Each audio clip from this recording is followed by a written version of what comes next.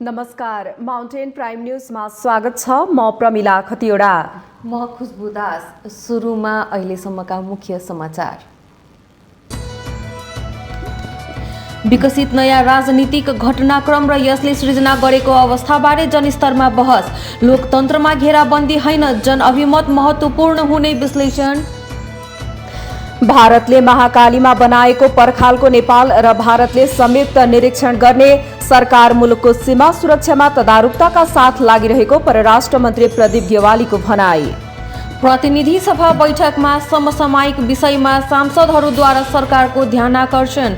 सरकारलाई दिएको विश्वासको मत फिर्ता लिन माओवादीलाई एमाले सांसद बास्कोटाको चुनौती।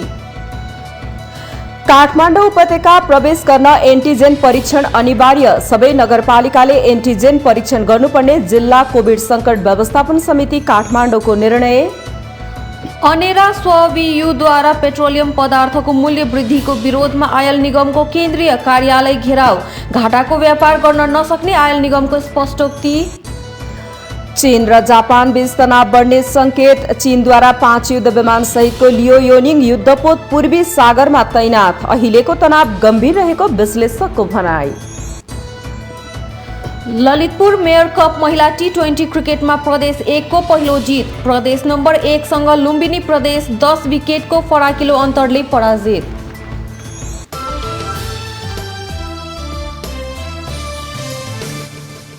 Mountain television. अब समाचार विस्तारमा। पछिल्लो राजनीतिक घटनाक्रम र यसले सृजना गरेको अवस्थामा यति बेला जनस्तरमा बहस चलिरहेको छ। विशेष गरी दलहरूबीच बढेको अविश्वास र तिक्तताका कारण संसदीय जोड घटाउमा व्यस्त हुने समय आइसकेको छ। तर वर्तमान गतिरोधको निकास निर्वाचन नै रहेकाले अहिले सत्ता परिवर्तनले मात्र समस्या समाधान नहुने विश्लेषण भइरहेको छ। तर अझै पनि निर्वाचनलाई स्वीकार्नुभन्दा पनि अहिलेकै अवस्थाको निरन्तरता चाहेर घेराबन्दीको राजनीति हाबी हुँदै गइरहेको देखिन्छ। लोकतन्त्रमा घेराबन्दी होइन, जनअभिमत चाहिन्छ भन्ने विषयलाई सबै दलले स्वीकार्न ढिलो गर्न नहुने मत बलियो भइरहेको छ। 2074 सालको स्थानीय तह निर्वाचन पूर्व मधेसमा एमाले विहीन मधेस बनाउने नारा घन्केको थियो। स्थानीय निर्वाचनमा कांग्रेस र माओवादी केन्द्रले चुनावी गठबन्धन गरे।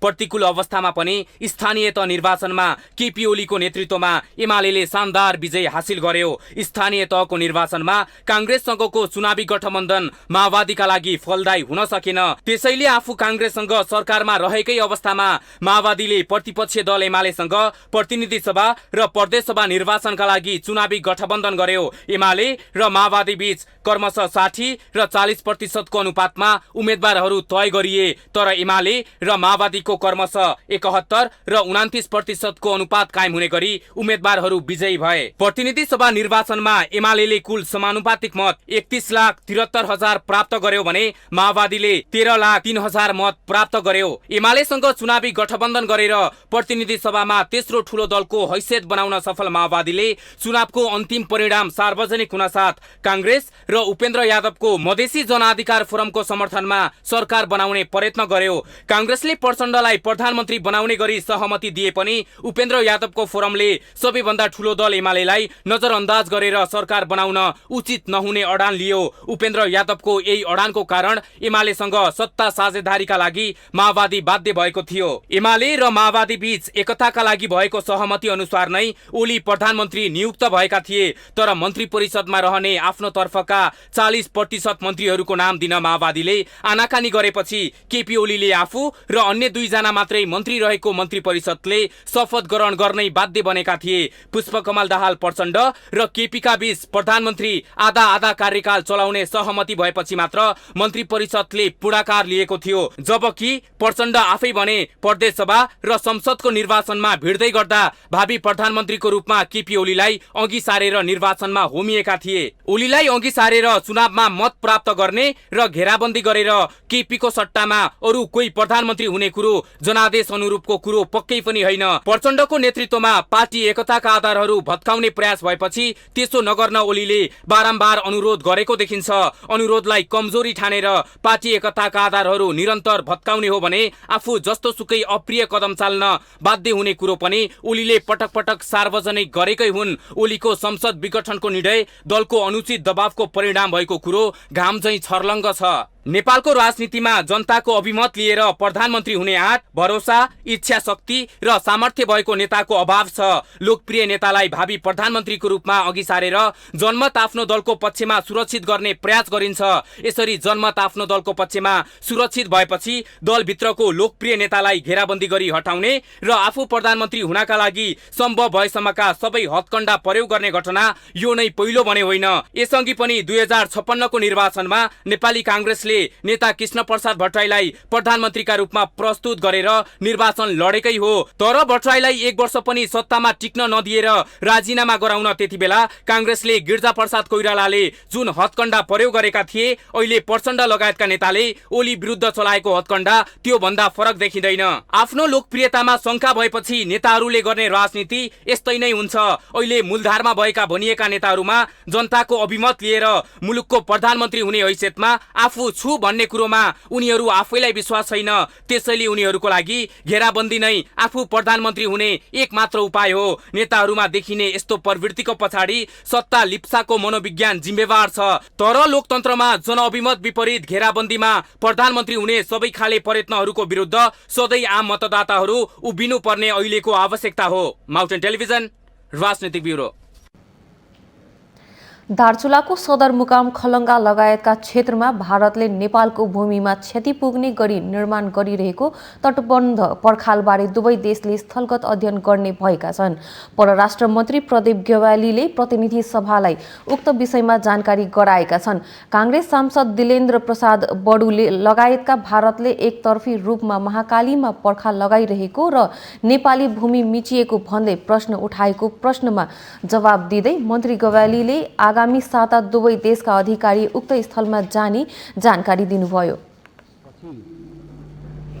यही 12 अप्रिल आजको ठिक एक सातापछि नेपाल र भारत दुवै देशका नापित टोलीहरूले त्यो स्थलमा पुगेर स्थलगत अध्ययन गर्ने र त्यहाँ त्यो पर्खाल ठिक ढङ्गले बनेको छ कि छैन, अन्तर्राष्ट्रिय सीमाको सही ढङ्गले त्यसलाई रेस्पेक्ट गरिएको छ कि छैन, त्यसको स्याङ्क्टिटीको कदर गरिएको छ कि छैन भन्ने बारेमा यसले तथ्य प्रमाणहरू अगाडि सार्नेछ। उहाँले यही चैत 30 गते दुवै मुलुकका प्रतिनिधि सो क्षेत्रको स्थलगत अनुगमनमा जाने पनि बताउनुभयो। नेपाल सरकार मुलुकको सीमा सुरक्षा गर्नका लागि तदारुकताका साथ लागिरहेको मन्त्री ग्यावालीको भनाइ छ।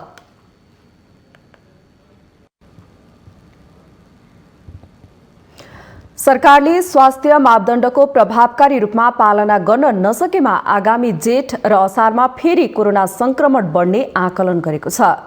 स्वास्थ्य तथा जनसङ्ख्या मन्त्री हृदय त्रिपाठीले प्रतिनिधि सभाको सोमबारको बैठकमा भारतमा पछिल्लो समय बढिरहेको कोरोनाको संक्रमणलाई हेर्दा नेपालमा पनि आउने जेठ र असारमा कोरोना भाइरसबाट संक्रमित हुनेको संख्या बढ्ने आकलन गरेको बताउनुभयो।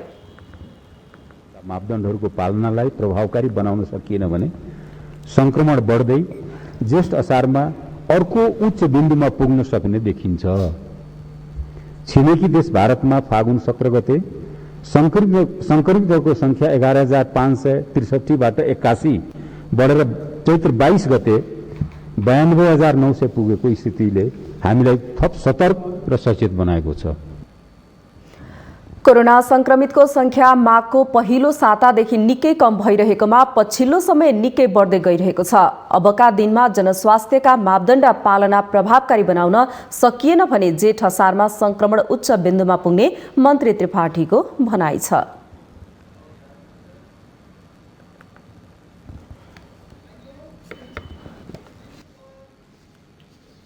प्रतिनिधि सभाको 7औं अधिवेशनको 7औं बैठकमा सांसदहरूले समसामयिक राजनीतिक विषय र क्षेत्रगत विषयमा सरकारको ध्यानाकर्षण गराउनु भएको छ।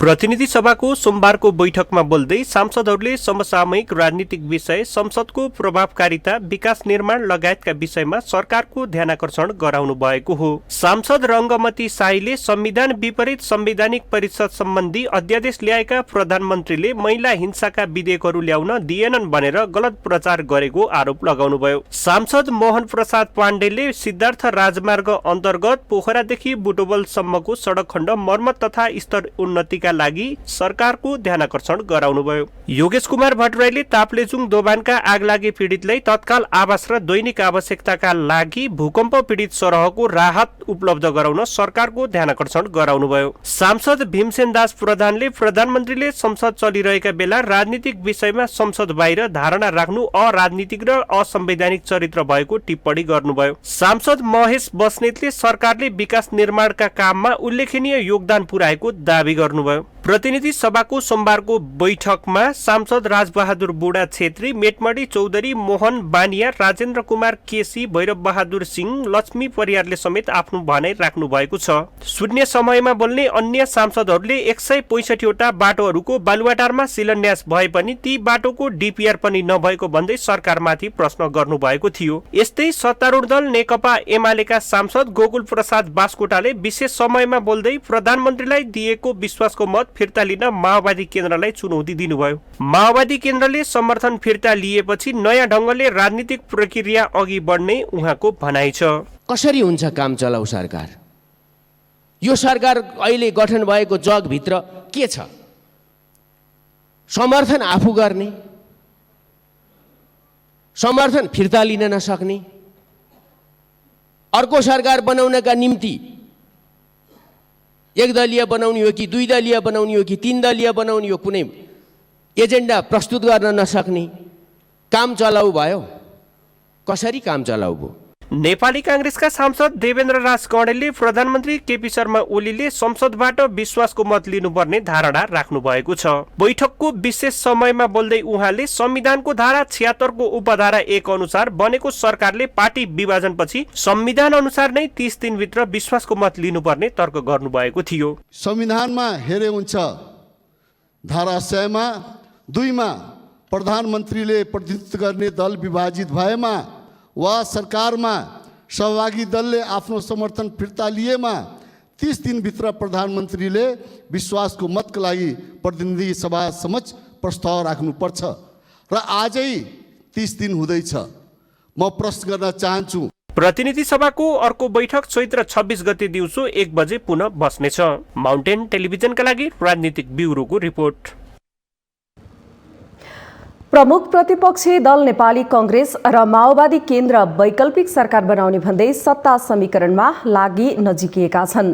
लामो समयदेखि अलमलमा रहेको कांग्रेसले सरकारको नेतृत्व गर्ने निर्णय गरे लगत्तै माओवादी केन्द्रले पनि सरकारलाई दिएको समर्थन फिर्ता लिने तयारी गरेको बताइरहेको छ। तर सत्ताको खेलमा निर्णायक मानिएको जनता समाजवादी पार्टी अनिर्णित हुँदा वैकल्पिक सरकारबारे राजनीतिक दलहरू अझै अलमलमै देखिएका छन्। अहिले सत्ता समीकरणका लागि परेको भनिरहेको माओवादीले सरकारलाई दिएको समर्थन अझै फिर्ता लिन सकेको छैन। यसले गर्दा वैकल्पिक सरकारको नेतृत्व लिन तयार भएको प्रमुख प्रतिपक्षी दल नेपाली कांग्रेस अघि बढ्न सकेको छैन। साथै वैकल्पिक सरकार गठनका लागि प्रमुख भूमिकामा रहेको जनता समाज पार्टीले पनि ठोस निर्णय गर्न सकिरहेको छैन। जसपाका नेता कृष्ण सिंह कुनै पनि पार्टीको सत्ता स्वार्थ पूरा गर्नका लागि तत्काल कसैसँग पनि सहकार्य नगर्ने तर्क गर्नुहुन्छ।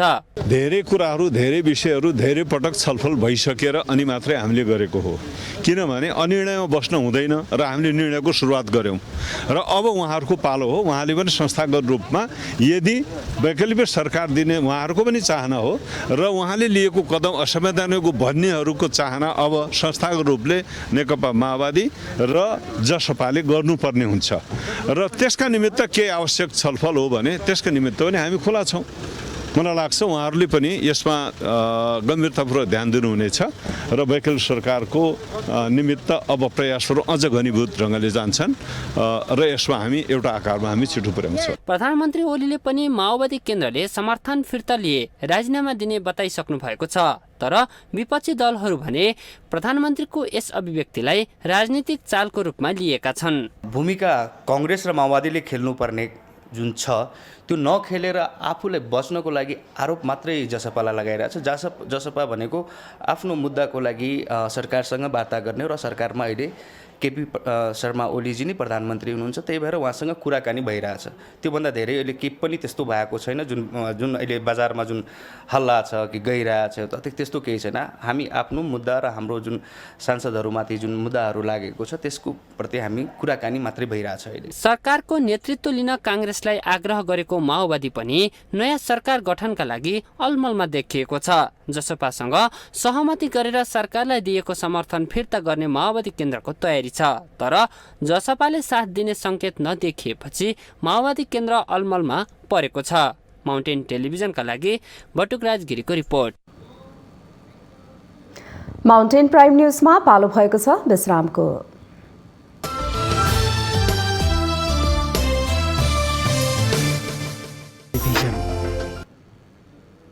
विश्रामपछि स्वागत छ। अब बाँकी समाचार। नेकपा माओवादी केन्द्रले प्रदेश 1 का मुख्यमन्त्री शेरधन राई विरुद्ध दर्ता गरेको अविश्वासको प्रस्ताव फिर्ता लिएको छ।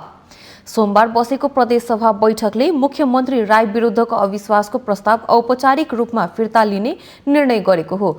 अविश्वासको प्रस्ताव पारित गर्ने अङ्क गणित नपुगेको भएपछि माओवादीले अविश्वास प्रस्ताव फिर्ता लिएको हो। प्रदेश सभा बैठकमा बोल्दै माओवादी केन्द्रका संसदीय दलका नेता एवं अविश्वासको प्रस्तावक इन्द्रबहादुर आङबोले मुख्यमन्त्री विरुद्धको प्रस्ताव फिर्ता लिएको बताउनुभयो। गत पुस 12 गते तत्कालीन नेपाल कम्युनिस्ट पार्टी नेकपाको पुष्पकमल दाहाल प्रचण्ड र माधव कुमार नेपाल समूहका 37 जना सांसदले अविश्वासको प्रस्ताव दर्ता गराएका थिए। 93 सिट रहेको प्रदेश सभामा एमालेका 51 सांसद छन्। यस्तै नेपाली काङ्ग्रेसका 21, माओवादी केन्द्रका 15 सांसद छन्। यसअघि 16 सांसद रहेको माओवादी केन्द्रले 1 सांसदलाई कारवाही गरेको हो। माओवादी केन्द्रले एमाले प्रवेश गरेका सांसद टङ्क आङबुङलाई कारवाही गरेको हो। कारवाहीसँगै उनको सांसद पद गुमेको छ। प्रदेश सभामा अन्य साना दलका 5 सांसद छन्। प्रदेश सभाको अर्को बैठक चैत 26 गते बस्नेछ।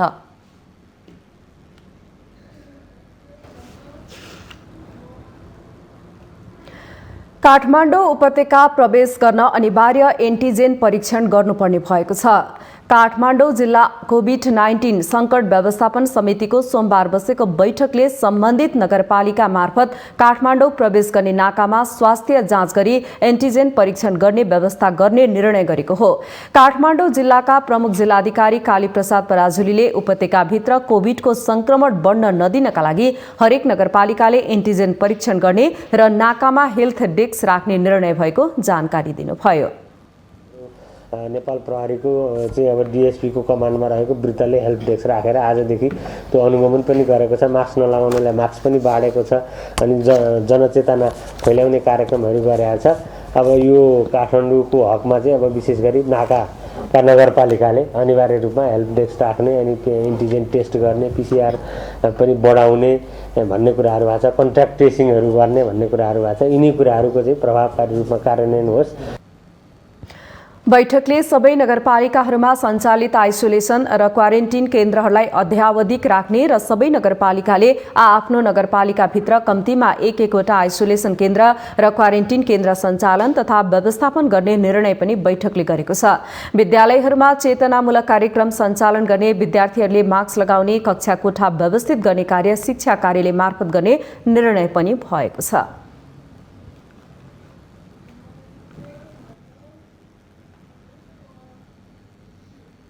एकादेशको कथा बनेको मेलम्चीको पानीले लामो समयको प्रतीक्षापछि उपत्यकावासीको प्यास मेटाउन सफल भएको छ।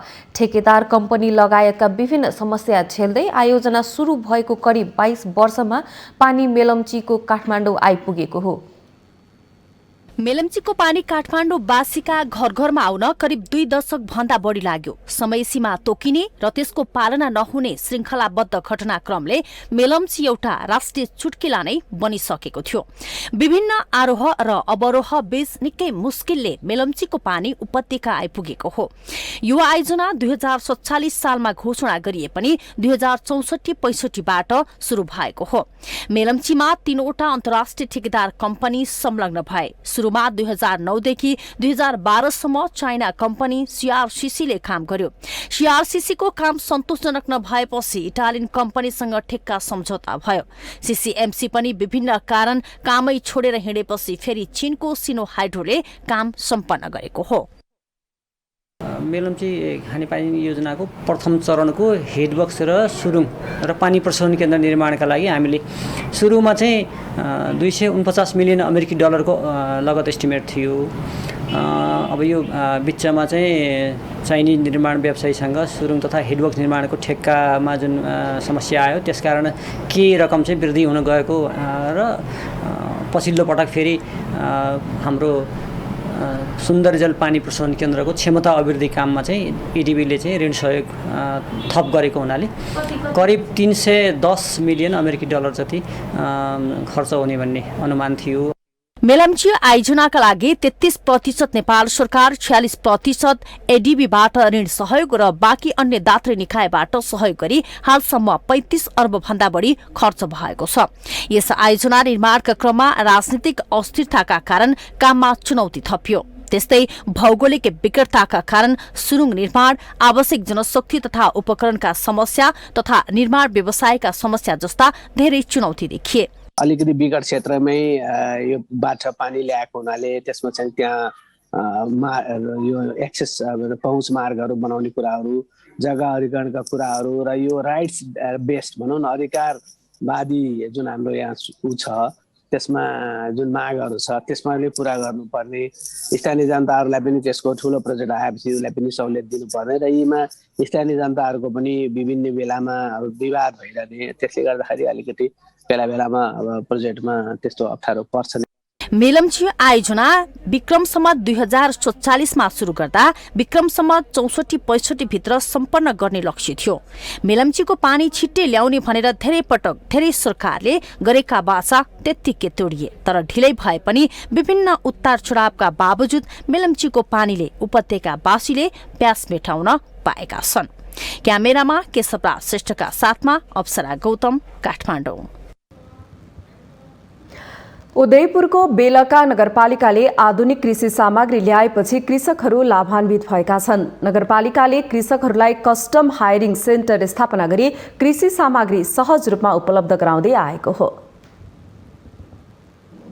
उदयपुरको बेलका नगरपालिकाले आधुनिक कृषि सामग्रीहरू ल्याई कृषकहरूलाई सहज रूपमा उपलब्ध गराउन थालेको छ।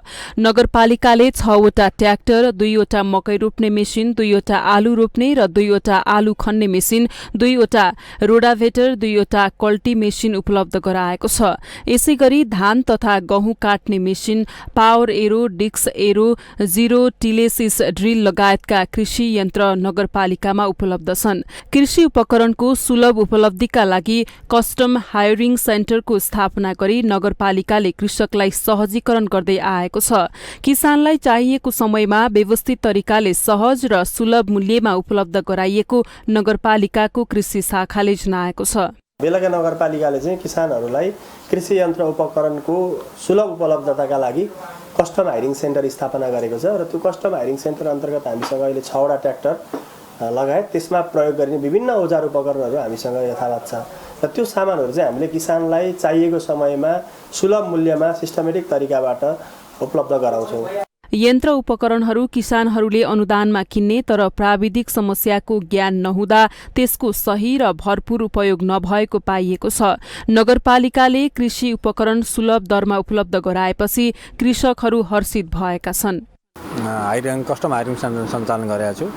त्यसमा 3वटा थ्रेसर, 2-3वटा रिपर अनि सानो चाहिँ पावर टेलरहरू युज गराएको छ। सबै किसानलाई अहिले अब गोरु पाल्नबाट मुक्त भएको छ र जुन भाडामा लाग्ने ट्र्याक्टरहरूलाई पनि त्यसले निरुत्साहित गरेको छ।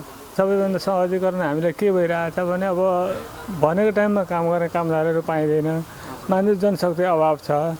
त्यो अभाव भएको कारणले गर्दाखेरि यो कृषि औजारहरूले अब मान्छेले हातले प्रयोग गर्दा 4 घन्टा 5 घन्टा लाग्थ्यो भने आधी घन्टामा त्यो कामहरू सफल गर्न सकिएको छ। जस्तै धान काट्ने भयो, अब यो धान झार्ने थ्रेसरहरू भए। स्थानीय निकायले कृषकहरूलाई गरेको सहजीकरण प्रशंसनीय छ।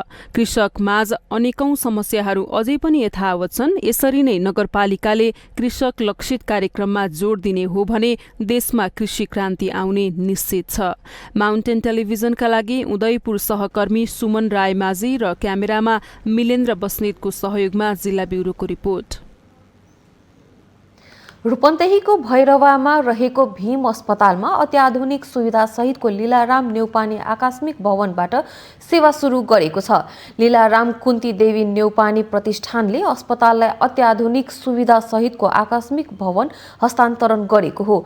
3 करोड 25 लाखको लागतमा तयार भएको भवनमा आकस्मिक सेवा साथै 2 वटा भेन्टिलेटर, 4 शय्या आइसियु कक्ष, 10 वटा शय्या, 2 प्रतीक्षा केन्द्र रहेको छ। भवन हस्तान्तरण कार्यक्रममा लुम्बिनी प्रदेशका मुख्यमन्त्री शङ्कर पोखरेलले प्रदेशका सबै जिल्ला अस्पताललाई 50 शय्याको बनाउने बताउनुभयो।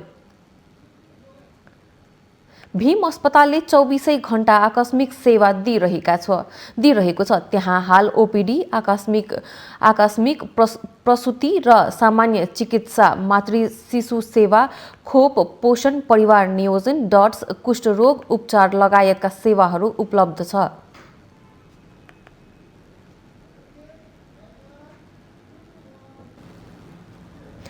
नेपाल राष्ट्रिय स्वतन्त्र विद्यार्थी युनियन अनिराश्य ब्यूले पेट्रोलियम पदार्थको मूल्य वृद्धिको विरुद्धमा नेपाल आयल निगमको केन्द्रीय कार्यालय घेराउ गरेको छ। निगमले पेट्रोल, डिजेल र मट्टीतेलमा प्रति लिटर 2 रुपैयाँका दरले मूल्य बढाएपछि नेकपा एमाले माधव कुमार नेपाल निकट अनिराश्य ब्यूले विरोध प्रदर्शन गरेको हो। अनिराश्य ब्यूले विरोध प्रदर्शनपछि निगमका कार्यकारी निर्देशक सुरेन्द्र कुमार पौडेल समक्ष ज्ञापन पत्र समेत बुझाएको छ। ज्ञापन पत्र बुझ्दै निगमका कार्यकारी निर्देशक पौडेलले प्रत्येक 15-15 दिनमा मूल्य समायोजन गर्ने व्यवस्था अनुरूप मूल्य वृद्धि गरिएको बताउनुभयो। उहाँले घाटामा गएर तेलको व्यापार गर्न नसक्ने पनि स्पष्ट पार्नुभयो। यसैगरी सोमबार नै नेपाल विद्यार्थी संगठनले समेत मूल्य वृद्धिको विरोध गरेको छ। मूल्य वृद्धि भएसँगै पेट्रोलको मूल्य प्रति लिटर 120 रुपैयाँ तथा डिजेल र मट्टीतेल प्रति लिटर 103 रुपैयाँ पुगेको छ।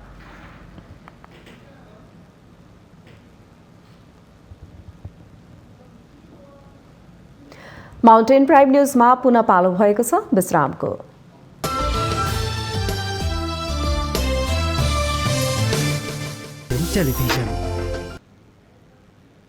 विश्रामपछि स्वागत छ। अब बाँकी समाचार।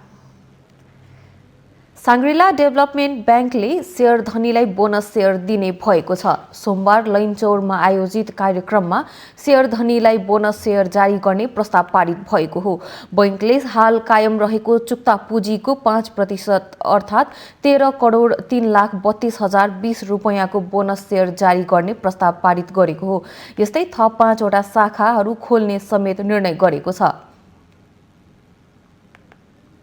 कार्यक्रममा कम्पनीको आर्थिक विवरण समेत सार्वजनिक गरिएको छ। गत वर्षको तुलनामा 29.61% निक्षेप सङ्कलन वृद्धि भई कुल 29 अर्ब 25 करोड पुगेको कम्पनीले जनाएको छ।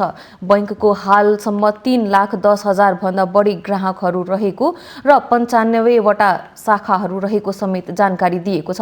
निकट भविष्यमा थप 5 शाखा विस्तार गर्ने योजना रहेको कम्पनीले जनाएको छ।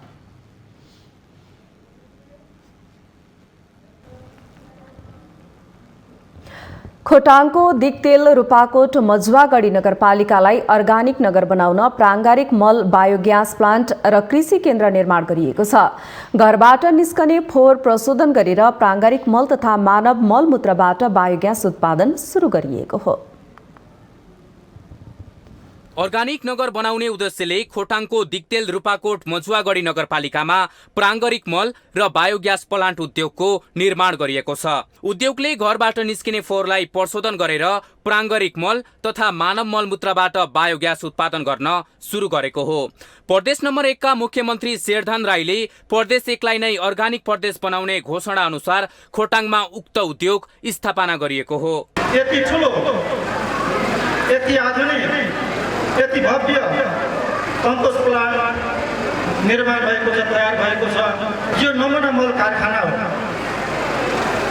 यो प्रदेशकै एउटा गौरवको आयोजना हो। यो आयोजना निर्माण गर्न सफल हुनुभएकोमा नगर प्रमुख, उपप्रमुख लगायत तपाईँ सम्पूर्ण नगरवासी दाजुभाइ दिदीबहिनीहरूलाई म धेरै धेरै बधाई भन्न चाहन्छु, धेरै धेरै शुभकामना भन्न चाहन्छु। उद्योगका लागि नगर कार्यपालिकाका सदस्य गंगा बहादुर विश्वकर्माले निशुल्क 2 रोपनी जग्गा उपलब्ध गराउनु भएको हो। अर्थ मन्त्रालयको विशेष अनुदान बापतको 3 करोड 32 लाखको लागतमा निर्माण भएको उद्योगबाट प्रवृत्ति मैत्री प्राङ्गरिक मल उत्पादन हुन्छ। हाम्रो जङ्गलहरूमा पाइने के अरे असुरोदेखि लिएर खिरोहरू हाल्यो भने त्यसमा कीटनाशक औषधि पनि बनाउन सकिन्छ। नाइट्रोजन बनाउनु पर्यो भने हामीले असुरो चिजहरू र इएमहरू हाल्यो भने त्यही चाहिँ कस्तो मल बनाउने भन्ने कुरो चाहिँ यहाँको चाहिँ व्यवस्थापनको हातमा छ। हाम्रो अहिलेको चाहिँ विज्ञान, अहिलेको चाहिँ नयाँ पिँढीले फोहोरको किसिमले चाहिँ माटो चाहिँ मल लगाएर छर्न सक्दैन। त्यसले गर्दा यसलाई चाहिँ यातायात र व्यवस्थापनको सजिलो होस् भन्ने किसिमले चाहिँ यो खालको चाहिँ आयोजना सुरु गरिएको छ। प्राङ्गरिक मल प्रयोग गरी अर्गानिक खाद्य वस्तु उत्पादन हुने विश्वासले कृषक उत्साहित छन्। एकदमै भरपर्दो लागेको छ र जनताहरू पनि धेरै उत्साहित छन्। कृषि खेती गर्दैछन्, उहाँहरूलाई चाहिँ फेरि पशुपालन गर्नुपर्छ भन्ने हुँदैन। यो मल उत्पादन भइसके पछाडि उहाँहरूले फेरि यहाँबाट मल किनेर लानुहुन्छ र उहाँहरूले कृषि खेती गर्नुहुन्छ। दिक्तेल बजारका शौचालयहरूबाट मानव मलमूत्र सङ्कलन गरी बायोग्यास प्लान्टसम्म लैजाने नगरपालिकाको तयारी छ। गोबर र स्याउलाका लागि कम्पोस्ट मल उद्योग र बायोग्यास प्लान्ट रहेको स्थानभन्दा केही माथि सुधारिएको गोठमा भैँसी पालन गरिएको छ। 3500 घनमिटर क्षमताको अन्डरग्राउन्ड ट्याङ्कीबाट उत्पादित गोबर ग्यासलाई सीएनजी ग्यासमा परिवर्तन गरी एलपी ग्यासकै रूपमा सिलिन्डर भरी वितरण हुनेछ। घरहरूबाट निस्किने पुहिने फोहोरहरू एउटा, अर्को भनेको हाम्रो हज जुन दिशाको लेदोबाट पनि बन्छ। यसको साथसाथै जङ्गलको पात पतिङ्गरहरूबाट पनि त्यो बन्छ र वस्तुको जुन गाई भैँसीको गोबरहरूबाट यो मिसाएर बनाउने भएकोले हामीले यो मिसाएर प्रारम्भिक ल्याब टेस्ट पनि गरिसकेका छौँ।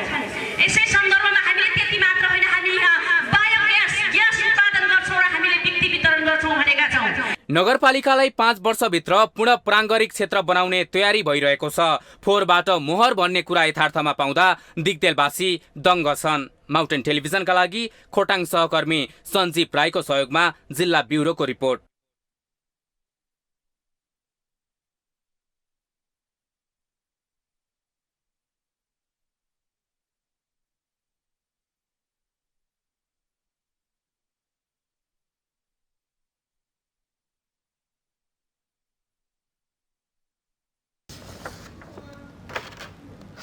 परीक्षणका लागि पठाएको चिनीको नमुना नष्ट गरिएको छ।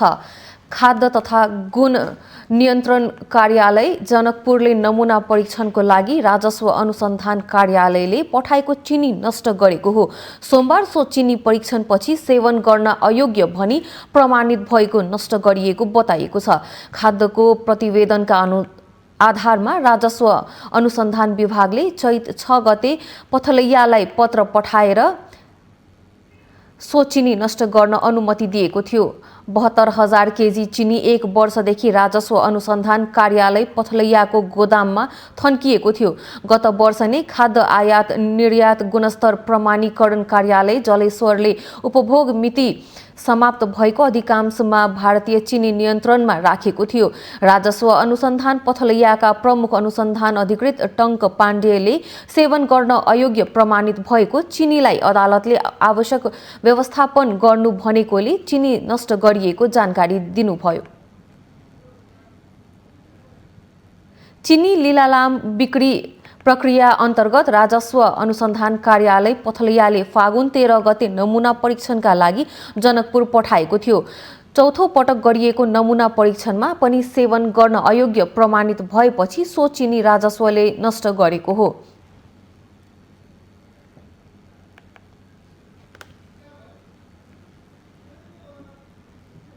हामीसँग आर्थिक अन्तर्राष्ट्रिय र खेल समाचार बाँकी नै छन्। माउन्टेन प्राइम न्युजमा फेरि पालो भएको छ विश्रामको।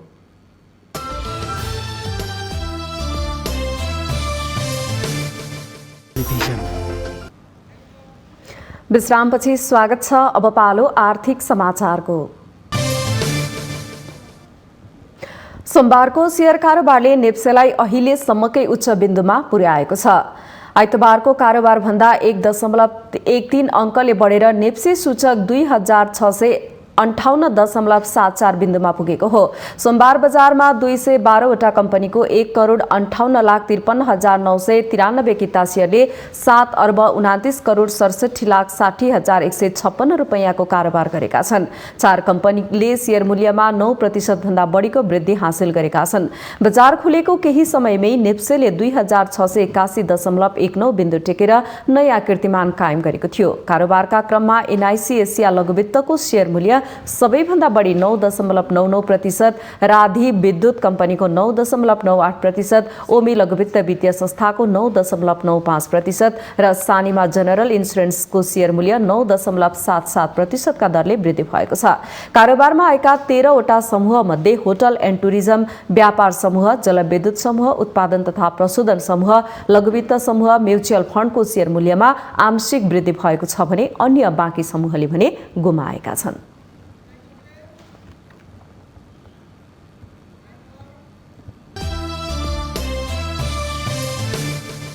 Mountain television. यो सँगै हामी माउन्टेन प्राइम न्युजको अन्त्यमा आइपुगेका छौं। जाँदै मुख्य समाचार पुनः एकपटक। विकसित नयाँ राजनीतिक घटनाक्रम र यसले सृजना गरेको अवस्थाबारे जनस्तरमा बहस। लोकतन्त्रमा घेराबन्दी होइन, जनअभिमत महत्त्वपूर्ण हुने विश्लेषण।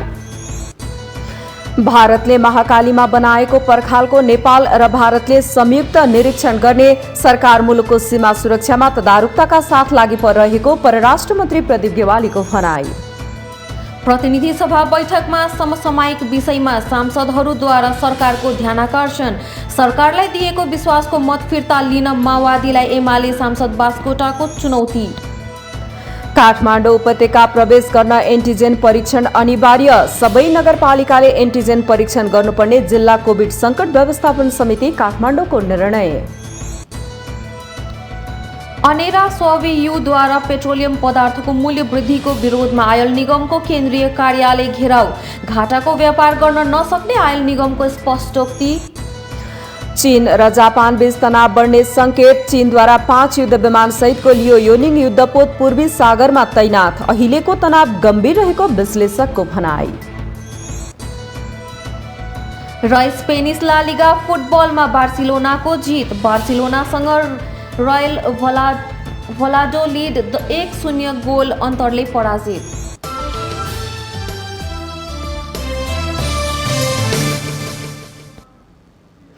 माउन्टेन प्राइम न्युज अहिलेलाई यति नै। सत्य, तथ्य र निष्पक्ष समाचारको लागि हेर्दै रहनुहोला माउन्टेन टेलिभिजन। नमस्कार।